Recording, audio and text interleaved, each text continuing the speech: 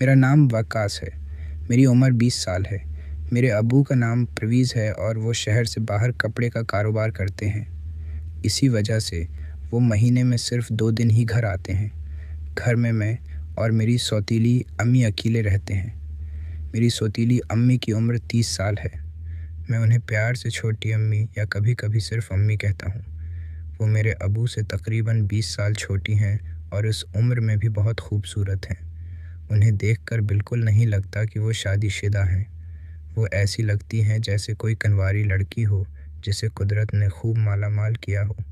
اب وہ مہینے میں صرف 2 ہی دن گھر آتے ہیں۔ اس میں بھی ایک دن آرام کرنے میں گزر جاتا ہے اور اگر گھر پر مہمان آ جائیں تو 2 دن بھی وہ امی کو وقت نہیں دے پاتے۔ اس سے امی کی مشکل اور بھی بڑھ جاتی ہے۔ ایسے میں نے اپنی سوتیلی امی کی حالت کا فائدہ اٹھایا اور ان کی مدد کرنے کا فیصلہ کیا کیونکہ میں نے انہیں کئی بار روتے دیکھا تھا۔ ابو اور امی کا کمرہ گراؤنڈ فلور پر ہے اور میرا کمرہ فرسٹ فلور پر ہے۔ اکثر میں کچن سے کچھ لینے نیچے آتا تو چھوٹی امی کے کمرے سے ان کی رونے کی آوازیں آ رہی ہوتی تھیں۔ میرے پوچھنے پر وہ ہمیشہ خراب طبیعت کا بہانہ کر کے ٹال دیتی تھیں۔ میں نے ان کی مدد کرنے کا فیصلہ کر لیا، مگر یہ تبھی ممکن تھا جب امی کو بھی اس مدد کی خواہش ہو، اور ان کے دل میں بھی خواہش جگانے کے لیے میں نے اس دن کے بعد سے ایک پلان بنانا شروع کر دیا۔ اگر سچ بتاؤں تو امی کی مدد تو صرف ایک بہانہ ہی تھا۔ میری عمر 10 سال تھی جب میری اصل امی اس دنیا سے رخصت ہو گئیں۔ اس کے بعد ابو اور میں ایک دوسرے کے ساتھ ہوتے ہوئے بھی اکیلے محسوس کرتے تھے۔ سب لوگوں نے ابو کو دوسری شادی کرنے کا مشورہ دیا، مگر وہ اپنے کام میں اس طرح مصروف رہتے کہ انہیں کبھی وقت ہی نہیں ملا کہ وہ دوسری شادی کریں۔ اسی وجہ سے امی نے دوسرا بچہ پیدا کرنے کا فیصلہ نہیں کیا کیونکہ ان کے لیے مجھے سنبھالنا ہی بہت مشکل کام تھا۔ امی کے انتقال کو 5 سال گزر گئے۔ میں 15 سال کا ہو چکا تھا اور میٹرک کے امتحان دے کر چھٹیاں منا رہا تھا۔ تب ایک دن میں نے اپنی دادی امی، جو چھوٹے چاچو اور چاچی کے ساتھ رہتی تھیں، کو ابو کو دوسری شادی کے لیے اصرار کرتے سنا۔ ابو بار منع کر رہے تھے اور کہہ رہے تھے کہ ان کی مصروفیت اتنی زیادہ ہے کہ وہ دوسری شادی کے بعد بھی بیوی کے لیے وقت نہیں نکال پائیں گے، مگر دادی بار ایک ہی بات دہرا رہی تھیں کہ ان کے جانے کے بعد کوئی ان کا بیٹا اکیلا نہ رہے۔ میرے چھوٹے چاچو کا نام ریحان ہے اور چاچی کا نام یاسمین ہے۔ میں نے کسی سے سنا تھا کہ چاچو بیوی کے قابل نہیں تھے۔ چاچی کو یہ بات شادی کے بعد پتہ چلی اور چاچی اپنے آپ کو خوش کرنے کے لیے ہر حد پار کرتی تھیں۔ اب منع کرنے پر دادی نے اچانک رونا شروع کر دیا۔ تنگ آ کر ابو نے ان کے آگے ہار مان لی اور دوسری شادی کی حامی بھر لی۔ میں یہ سب سن کر کمرے میں داخل ہوا اور ابو کے پاس جا کر انہیں اور دادی کو مخاطب کر کے بولا کہ ابو کی شادی ضرور ہونی چاہیے۔ میرا یہ کہنے کا مقصد یہ تھا کہ ابو میرے لیے پریشان نہ ہوں، آخر میں اب جوان ہو گیا ہوں۔ ابو نے فوراً دادی سے کہا کہ وہ رشتہ دیکھنا شروع کر دیں۔ اس بات پر دادی بھی مسکرا دیں اور بولیں کہ انہوں نے پہلے سے ہی ایک لڑکی پسند کر رکھی ہے۔ پوچھنے پر انہوں نے اس کا نام ورثہ بتایا۔ وہ میرے چھوٹے چاچو کی سالی تھیں جن کی اس وقت عمر 25 سال تھی اور ماسٹرز کی تعلیم حاصل کرنے کے بعد وہ گھر میں ہی رہتی تھیں۔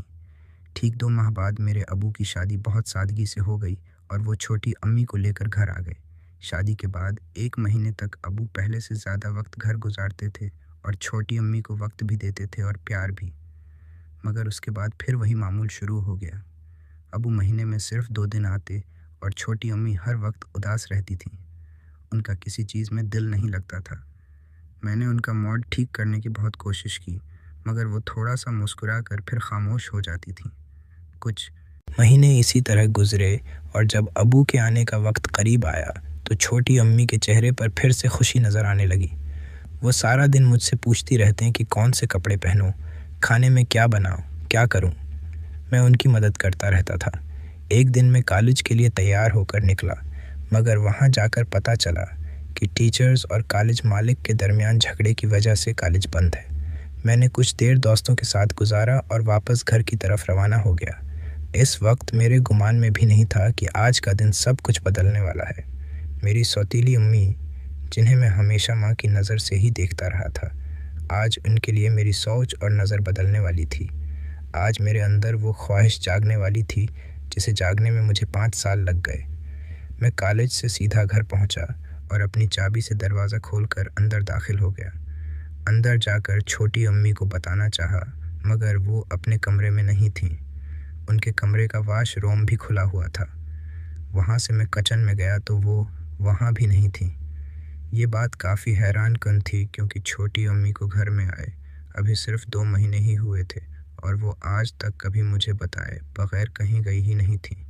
پھر میرے ذہن میں چاچی یاسمین کا خیال آیا اور سوچا شاید وہاں گئی ہوں، آخر وہ چھوٹی امی کی سگی بہن جو ہیں۔ یہ سوچ کر میں سیڑھیاں چڑھ کر اوپر جانے لگا، مگر چند سیڑھیاں ہی چڑھا تھا کہ اچانک رک گیا۔ میرا منہ جیسے اوپر کا سانس اوپر اور نیچے کا سانس نیچے رہ گیا، ٹانگوں میں جیسے لوہے کی راڈ گھس گئی ہو۔ چھت پر میرے کمرے کے باہر چارپائی پر چھوٹی امی بیٹھی تھیں اور کچھ اچھا کر رہی تھیں۔ اس سے میرا دماغ رکسا گیا تھا اور میں یہ سمجھنے سے قاصر تھا کہ آخر ہو کیا رہا ہے۔ چھوٹی امی نے بال پیچھے کو باندھ کر جڑا بنا رکھا تھا اور بہت خوبصورت لگ رہی تھیں۔ جب میں ہوش میں آیا اور غور سے دیکھا تو اندازہ ہوا کہ چھوٹی امی اتنی خوبصورت بھی ہو سکتی ہیں۔ میں کچھ لمحے وہاں رہا اور واپس جانے ہی والا تھا کہ چھوٹی امی کی نظر مجھ پر پڑ گئی۔ ان کے منہ سے ہلکی سی آواز نکلی، مگر میں فوراً نیچے کی طرف مڑا اور جاتے جاتے اونچی آواز میں غصے سے بولا کہ سیڑھی کا دروازہ لاک کر لیا کریں۔ اس کے فوراً بعد میں گھر سے نکلا، بائیک پر باہر نکلا اور شہر میں گھومتا رہا۔ مجھے سمجھ نہیں آ رہا تھا کہ اب چھوٹی امی کا سامنا کیسے کروں، اور اگر انہوں نے ابو کو سب بتا دیا تو ابو کیا سوچیں گے۔ جب سڑک پر بائیک چلاتے چلاتے تھک گیا تو واپس گھر کی طرف روانہ ہوا۔ اب تک شام ہو چکی تھی۔ گھر پہنچ کر میں سیدھا چھت پر اپنے کمرے میں چلا گیا۔ ابو کو اگلے دن شام کو آنا تھا اور میرا دل سوچ سوچ کر گھبرا رہا تھا کہ اب صورتحال کیسی ہوا تھا کہ کمرے کا دروازہ کھٹکھٹانے کی آواز آئی۔ میں ہمت کر کے بولا، اندر آ جائیں۔ چھوٹی امی دروازہ کھول کر اندر داخل ہوئیں۔ وہ اب نہا کر نئے کپڑوں میں تھیں، بال ابھی بھی گیلے تھے۔ وہ جسم جسے میں کچھ دیر پہلے جی بھر کر دیکھ چکا تھا۔ اسی لمحے مجھے احساس ہوا کہ میں اب اپنی چھوٹی امی کو ماں کی نظر دیکھ رہا، بلکہ میری نظر میں اب وہ وہی حسین اور خوبصورت عورت ہے۔ چھوٹی امی میرے ساتھ آ کے بیڈ پر بیٹھ گئیں۔ کچھ دیر ہم دونوں گزارے۔ پھر چھوٹی امی نے بولنا شروع کیا۔ چھوٹی امی بولیں، دیکھو بیٹا، میں اس وقت بہت شرمندہ ہوں۔ مجھے اپنے کمرے میں تیار ہونا چاہیے تھا۔ اوپر صرف اس لیے گئی تھی کیونکہ وہاں روشنی زیادہ آ رہی تھی اور تیاری میں آسانی ہو رہی تھی۔